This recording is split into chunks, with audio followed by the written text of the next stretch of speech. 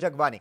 संयुक्त राष्ट्र सुरक्षा परिषद की 5 अस्थायी सीटों के लिए चुनाव 17 जून को कराए जाएंगे। विश्व निकाय के अंतरिम कार्यक्रम में इसकी जानकारी दी गई। एशिया प्रशांत खंड में 2021-22 के कार्यकाल के लिए भारत इस अस्थायी सीट के लिए उम्मीदवार है। इस सीट के लिए भारत की जीत तय मानी जा रही है, क्योंकि इस खंड में भारत एकमात्र सीट पर अकेला दावेदार है। भारत की उम्मीदवारी को चीन और पाकिस्तान समेत 55 देशों के एशिया प्रशांत समूह ने पिछले साल जून में सर्वसम्मति से समर्थन दिया था। आपको बता दें, महासभा ने पिछले हफ्ते कोरोना महामारी के कारण प्रतिबंधों को ध्यान में रखते हुए नई मतदान व्यवस्था के तहत सुरक्षा परिषद चुनाव कराने का निर्णय लिया था। मतदान के तौर तरीकों में किसी तरह का बदलाव भारत की संभावनाओं को बहुत प्रभावित नहीं करेगा, क्योंकि एशिया प्रशांत क्षेत्र से वह एकमात्र उम्मीदवार है और इसका कार्यकाल जनवरी 2021 से शुरू होगा।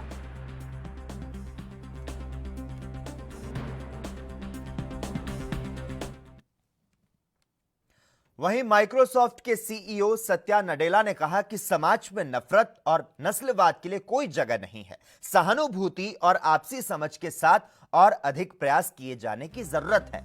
नडेला का यह बयान अश्वेत व्यक्ति जॉर्ज फ्लॉयड की मिनेसोटा में पुलिस हिरासत में मौत के बाद हो रहे विरोध प्रदर्शन के मद्देनजर आया। नडेला ने कहा कि मैं काले और अफ्रीकी अमेरिकी समुदाय के साथ खड़ा हूं और हम अपनी कंपनी में और अपने समुदायों में ऐसा करने के लिए प्रतिबद्ध हैं। इससे एक दिन पहले गूगल के सीईओ सुंदर पिचाई ने अफ्रीकी अमेरिकी समुदाय के साथ एकजुटता व्यक्त की थी।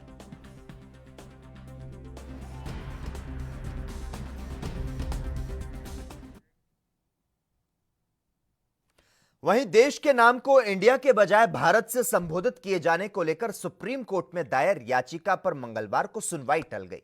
सुप्रीम कोर्ट ने बिना अगली तारीख दिए हुए याचिका पर सुनवाई स्थगित कर दी और इस याचिका पर प्रधान न्यायाधीश बोबड़े की अध्यक्षता वाली पीठ के समक्ष सुनवाई होनी थी, लेकिन सीजेआई बोबड़े के मंगलवार को अवकाश पर होने की वजह से इसे टाल दिया गया। इसके पहले शुक्रवार को सुनवाई 2 जून तक के लिए टल गई। पिछले दिनों सुप्रीम कोर्ट में एक याचिका दायर की गई थी, जिसमें यह मांग की गई कि देश को इंडिया नहीं बल्कि भारत या हिंदुस्तान के नाम से संबोधित किया जाए और इसके लिए सरकार को संविधान में संशोधन करने पर निर्देश दिया जाए। सुप्रीम कोर्ट ने इस याचिका को स्वीकार कर लिया था।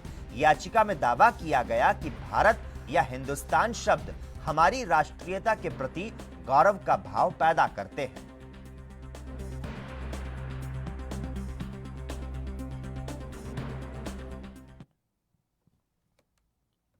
सीमा पर जारी तनाव के बीच चीन के लड़ाकू विमानों के वास्तविक नियंत्रण रेखा के पास पूर्वी लद्दाख से 30 से 35 किलोमीटर दूर उड़ान भरने को लेकर भारत चौकन्ना हो चुका है। चीनी विमानों ने यह उड़ान अपने सैन्य अड्डे होतान और गारगुंसा से 150 किलोमीटर दूर भरी। सूत्रों के मुताबिक चीन की पीपल्स लिबरेशन आर्मी के सीमावर्ती ठिकानों पर 10 से 12 लड़ाकू विमान मौजूद हैं। वह भारतीय सीमा के करीब उड़ान गतिविधियां करती रहती है। उन्होंने कहा कि हम J-11 और J-7 लड़ाकू विमानों की गतिविधियों पर नजर रख रहे हैं। तो वहीं कांग्रेस नेता रणदीप सुरजेवाला ने चीनी सेना की भारतीय सीमा में घुसपैठ पर मोदी सरकार से पूछा है कि वह इस पर मौन क्यों बैठी है। उसने कहा कि सरकार ने हालात पर देश की जनता के साथ विवरण साझा क्यों नहीं किया।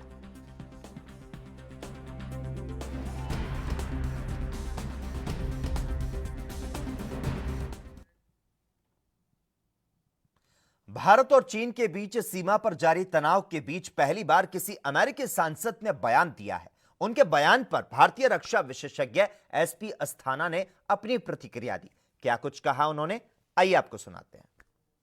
अभी हाल ही में अमेरिका के house committee of foreign affairs में उनका जो मेंबर हैं रिपब्लिकन पार्टी के, उन्होंने एक स्टेटमेंट दिया है कि जो भारत और चीन के बीच में जो सीमा विवाद चल रहा है, लाइन ऑफ एक्चुअल कंट्रोल पर जो हालात बने हुए हैं, उससे वो लोग काफ़ी कंसर्न हैं और चीन को शक्ति प्रदर्शन नहीं करना चाहिए और अपने जो अभी मेथड्स हैं, नॉर्मल मेथड्स हैं, उनसे बातचीत करके डिप्लोमेटिक तरीके से बातचीत करनी चाहिए। ये स्टेटमेंट हम लोग वेलकम करते हैं, क्योंकि अमेरिका हमारा ग्लोबल स्ट्रेटेजिक पार्टनर है और उस लिहाज से उनका कंसर्न भी लाजमी है और उसी के साथ साथ उनकी मदद भी लाजमी है और वो इम्पॉर्टेंट है क्योंकि अमेरिका हमें इंटेलिजेंस में काफ़ी मदद कर सकता है और इंडो पैसिफिक में काफ़ी मदद कर सकता है चीन की पनडुब्बियों के खिलाफ। और अगर साउथ चाइना सी में वियतनाम के नज़दीक अगर हम ऑयल का काम करना चाह रहे हैं तो उसमें हमारी अमेरिका काफ़ी मदद कर सकता है।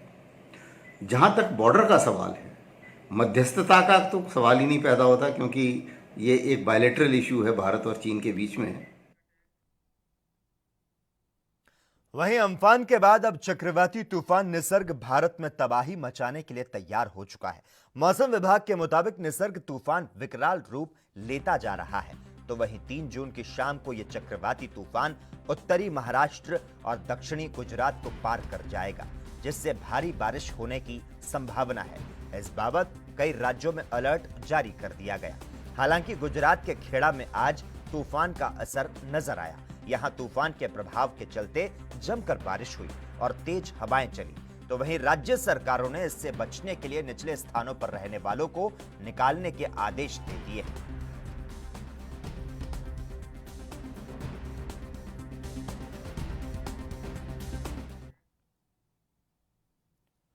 गुजरात में चक्रवाती तूफान निसर्ग से निपटने की तैयारियों के बीच वलसाड़ और नवसारी जिला प्रशासनों ने राज्य के तटीय क्षेत्रों में स्थित 47 गांवों से करीब 20,000 लोगों को सुरक्षित स्थानों पर पहुंचाना शुरू कर दिया। तो साथ ही तटीय क्षेत्रों के पास रहने वाले लोगों के लिए तब एक राहत की खबर आई जब भारतीय मौसम विभाग ने मंगलवार को संकेत दिया कि हो सकता है कि चक्रवाती तूफान गुजरात तट पर ना पहुंचे। हालांकि एहतियात कदम के तौर पर वलसाड़ और नवसारी जिला प्रशासनों ने तट के पास रहने वाले लोगों को सुरक्षित स्थानों पर पहुंचाना शुरू कर दिया। कुल मिलाकर दोनों जिलों से करीब 20,000 लोगों को सुरक्षित स्थानों पर पहुंचाया जाएगा।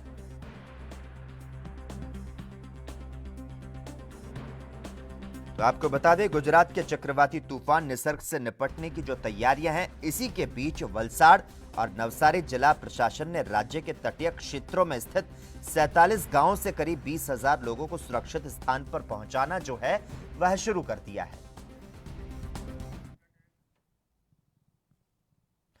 कोरोना संकट के बीच बीजेपी ने दिल्ली प्रदेश अध्यक्ष पद से मनोज तिवारी को हटा दिया है। उनकी जगह अब आदेश कुमार गुप्ता दिल्ली बीजेपी के अध्यक्ष होंगे। बीजेपी के राष्ट्रीय महासचिव अरुण सिंह ने आज संगठन में इस फेरबदल की जानकारी दी। पार्टी की ओर से जारी विज्ञप्ति में बताया गया कि आदेश कुमार गुप्ता को दिल्ली बीजेपी का अध्यक्ष नियुक्त किया गया है। यह नियुक्ति तत्काल प्रभाव से लागू होगी। आदेश गुप्ता उत्तरी दिल्ली नगर निगम के महापौर रहे हैं। वर्तमान में वे पटेल नगर से पार्षद हैं। बीजेपी के राष्ट्रीय महासचिव अरुण सिंह की ओर से दी गई जानकारी के मुताबिक आज पार्टी संगठन में 2 महत्वपूर्ण फेरबदल किए गए। दिल्ली और छत्तीसगढ़ के प्रदेश अध्यक्षों में बदलाव किया गया। दिल्ली में जहां मनोज तिवारी को हटाकर आदेश कुमार गुप्ता को नई जिम्मेदारी दी गई, तो वहीं छत्तीसगढ़ में विष्णुदेव को अध्यक्ष पद की कमान सौंपी गई। में मस्त रहते हैं और जब खतरा सर से ऊपर आ जाता है तब वो कुछ उपाय करते हुए दिखते हैं, करते नहीं हैं। वो मौत का आंकड़ा छुपाते रहे, वो बेड का गलत जानकारी देते रहे। उन्होंने यहाँ तक कि लोगों को प्राइवेट हॉस्पिटल में जाने के लिए प्रेरित किया और प्राइवेट हॉस्पिटल बिना 8 लाख रुपया लिए वो इलाज ही नहीं शुरू कर रहे हैं। जिस दिल्ली में सब कुछ फ्री करने की बात कर रहे थे, वहाँ एक कोरोना पॉजिटिव को 8 लाख रुपया प्रति सप्ताह देना पड़ रहा है। अगर वो उसको निगेटिव आने में 2 हफ्ता बीत गया तो 16 लाख, 3 हफ्ता तो 24 लाख, 4 हफ्ता तो 32 लाख। मैं नहीं समझता हूँ कि मजबूरों के साथ जो उनकी मजबूरी का फायदा उठा करके जो हॉस्पिटल में उनको लूट हो रही है अरविंद केजरीवाल जी के इशारे पे, उसको ईश्वर भी कभी माफ कर पाएगा। तो जो कोरोना वायरस में अरेंजमेंट कर रही हैं, आप उस पे सेटिस्फाइड हैं या आपको लगता है कि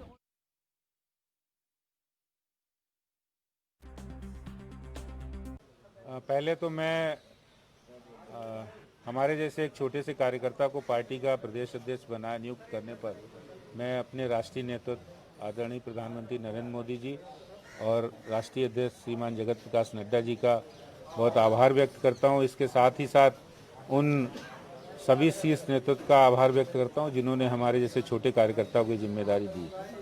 और जहां तक चुनौतियों का सवाल आपने किया है, निश्चित रूप से किसी भी रिस्पॉन्सिबिलिटी में और पार्टी के प्रदेश अध्यक्ष के नाते चुनौतियां होती हैं, और पार्टी हमारी इतनी मजबूत है, इतना संगठन है, और हम उसको बढ़ाएंगे और उन चुनौतियों का सामना करेंगे और सबको साथ लेकर, क्योंकि पार्टी हम लोग जो सर्वस्पर्शी काम करते हैं सबको साथ लेकर काम करेंगे।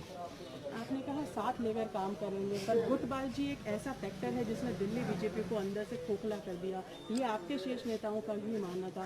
कैसे आप कोशिश करेंगे कि पार्टी के सभी नेता एक मंच पर आएं और अच्छी बार एकजुट होकर चुनाव लड़ें?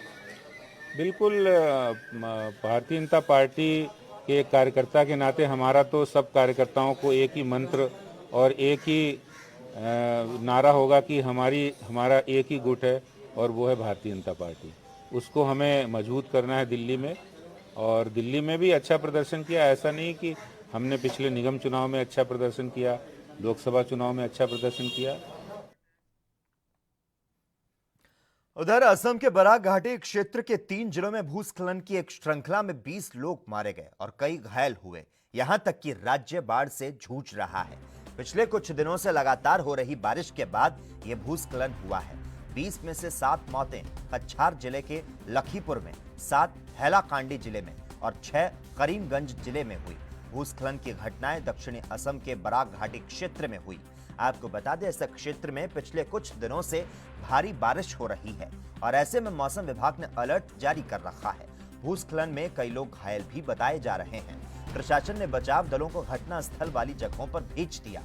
इन इलाकों में बारिश के कारण हर साल भूस्खलन की घटनाएं होती रही है।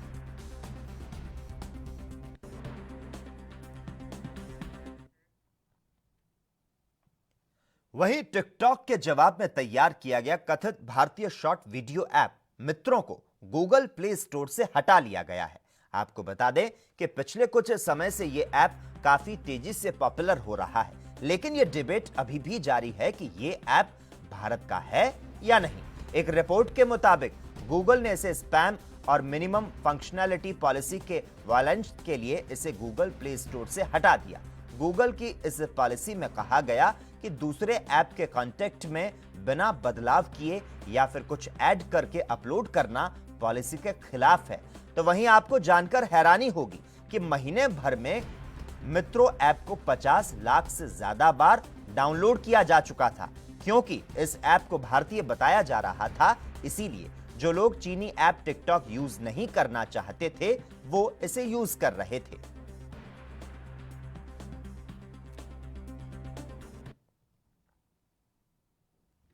भीमा कोरेगांव मामले में आरोपी 67 साल के एक्टिविस्ट गौतम नवलखा को सुप्रीम कोर्ट ने नोटिस जारी कर जवाब मांगा है। उन्हें दिल्ली से मुंबई जेल शिफ्ट कर दिया गया। 2 हफ्ते के बाद मामले में अगली सुनवाई होगी।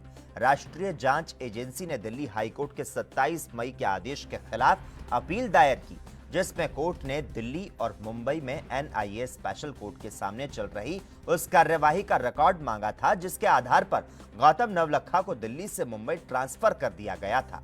सुप्रीम कोर्ट में एनआईए की ओर से सॉलिसिटर जनरल तुषार मेहता ने यह कहा कि वो दिल्ली हाईकोर्ट के फैसले के खिलाफ हैं। उन्होंने केस और हाईकोर्ट की टिप्पणी को उसके क्षेत्राधिकार से बाहर बताया।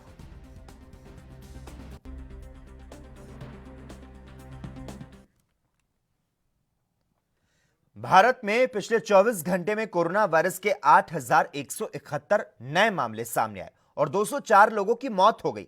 देश में मरीजों की संख्या 1,98,706 हो चुकी है, तो वहीं 5,598 लोगों की मौत हो चुकी है। स्वास्थ्य मंत्रालय ने इसकी जानकारी दी है।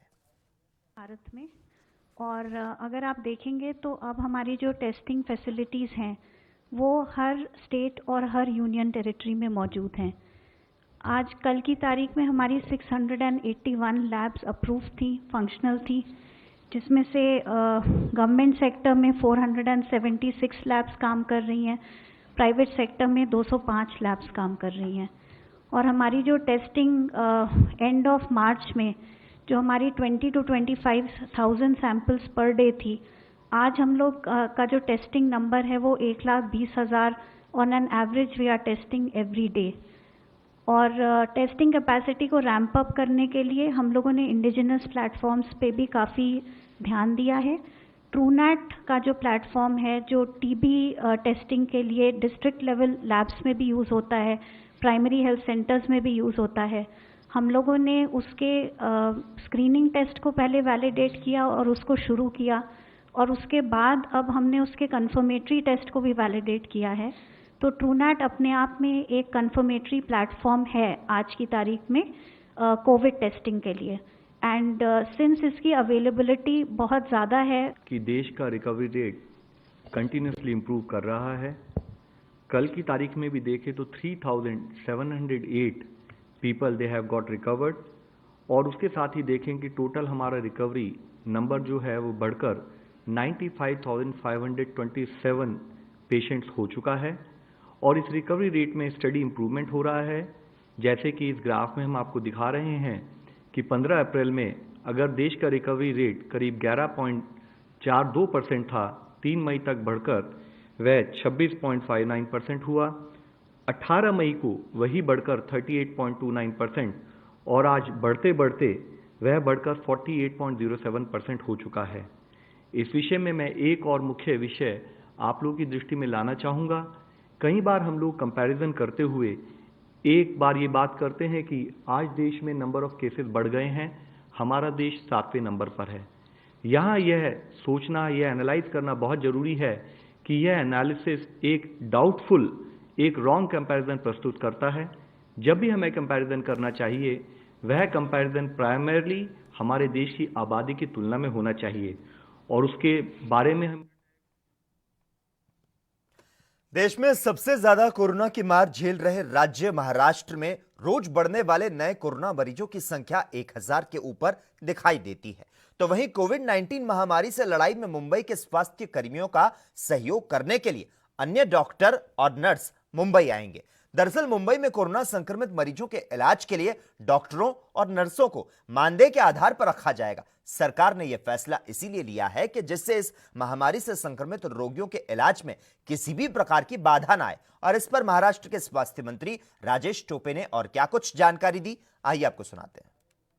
देखो, मुझे इतना लगता है, मुझे इतना पूरा पता है कि ये जो कायदे के तहत हम प्राइवेट डॉक्टर्स को भी उनके सर्विसेज एक्वायर कर सकते हैं और उनको रिक्वेस्ट कर सकते हैं वॉलंटरीली काम करने के लिए, या जो भी सैलरी देके है वो काम। तो दोनों भी ऑप्शंस हैं। जैसा कि कोविड योद्धा बोल के अगर कोई वॉलंटरीली काम करना चाहता है तो उन्होंने भी रजिस्ट्रेशन करके, कई लोग जैसा डोम, ये जो हमारा NSCI का जो डोम है वहाँ पर कई लोग वॉलंटरीली काम कर रहे हैं।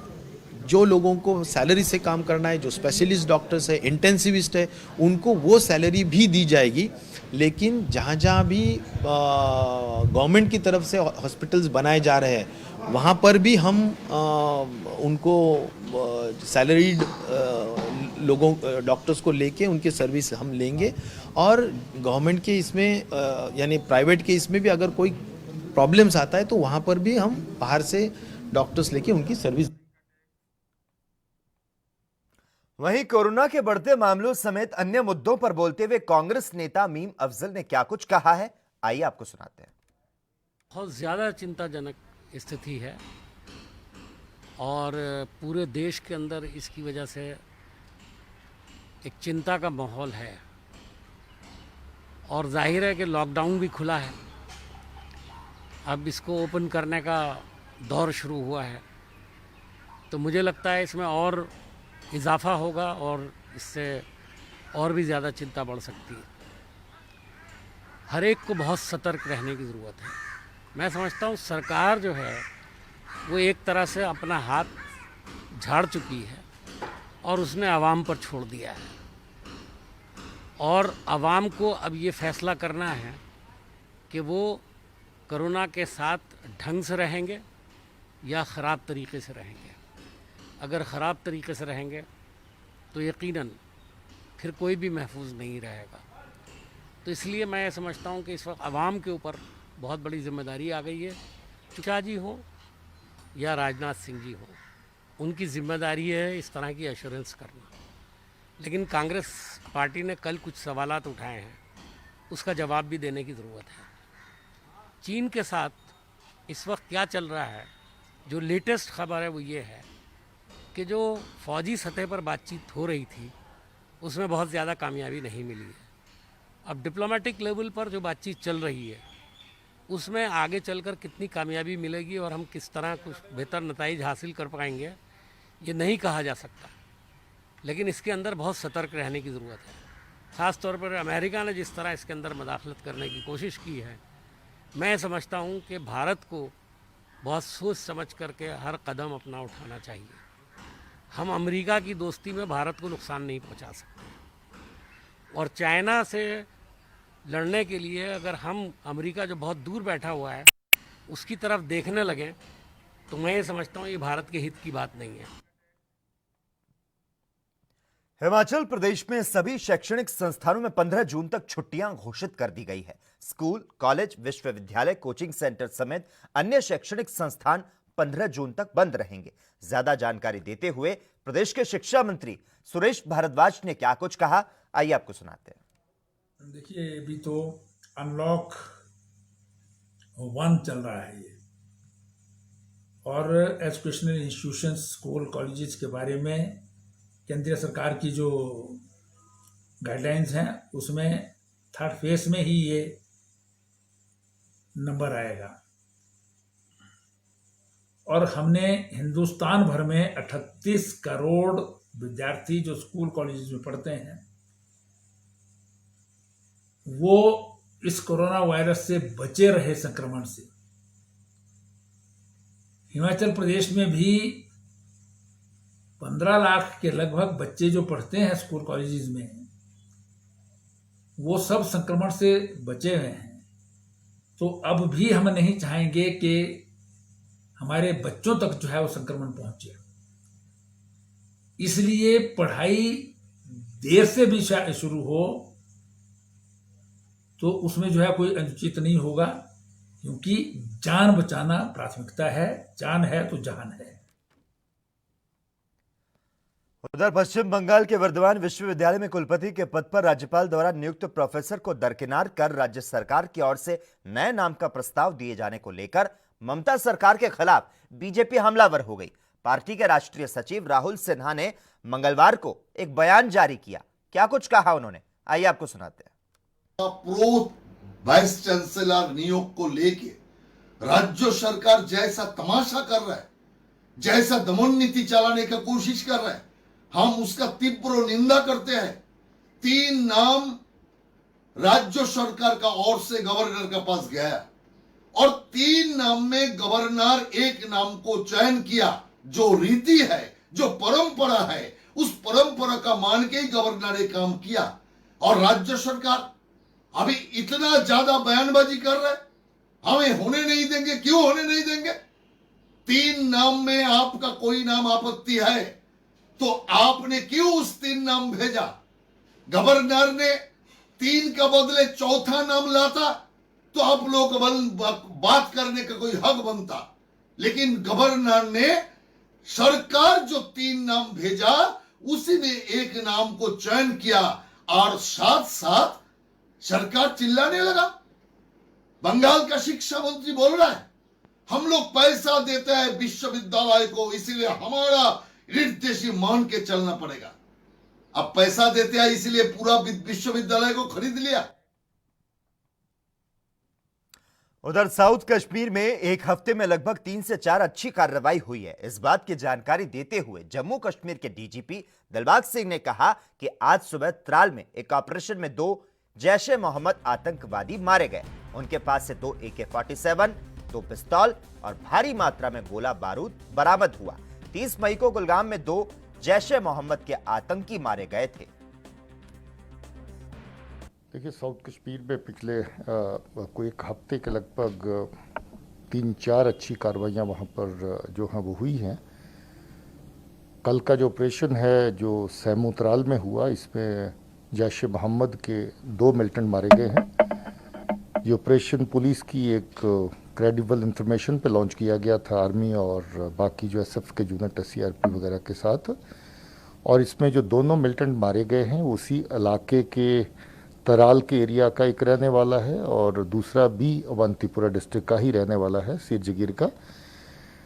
इनमें से एक जो है वो लगभग 1 साल से एक्टिव था और दूसरा कुछ महीने पहले एक्टिव हुआ था, और जो पुराने वाला है उसने नए वाले को मोटिवेट करके मिलिटेंसी ज्वाइन कर लेके तैयार किया था। और इस इत्तला के मुताबिक जो कार्रवाई हुई उसमें आज सुबह जो है दोनों आतंकी जो मारे गए हैं, दोनों की पहचान जो है वो एक मकबूल चौपान करके है और दूसरा आकिब रमजान वानी है, और ये दोनों जैश ए मोहम्मद के साथ काम कर रहे थे। इंटरेस्टिंग बात यह है कि मिलिटेंट 2 है मगर वेपन 4 पकड़े गए हैं इनसे, 2 AK-47 हैं और 2 पिस्टल हैं, उसके अलावा काफ़ी तादाद में जो है अम्यूनिशन भी पकड़ा गया है। मैं इसके साथ ये भी बता दूं कि साउथ कश्मीर में पिछले हफ्ते के दौरान पहले तो कुलगाम में जो एनकाउंटर हुआ 30 तारीख को, उसमें भी 2 मिलिटेंट मारे गए थे। दोनों लोकल थे, दोनों जैश ए मोहम्मद के साथ काम करते थे और उसमें 2 पिस्टल पकड़े गए। और इसी के साथ ही एनबी न्यूज की खास पेशकश। देश दुनिया में फिलहाल इतना ही, लेकिन तमाम अहम खबरों के लिए लगातार आप देखते रहिए एएनबी न्यूज।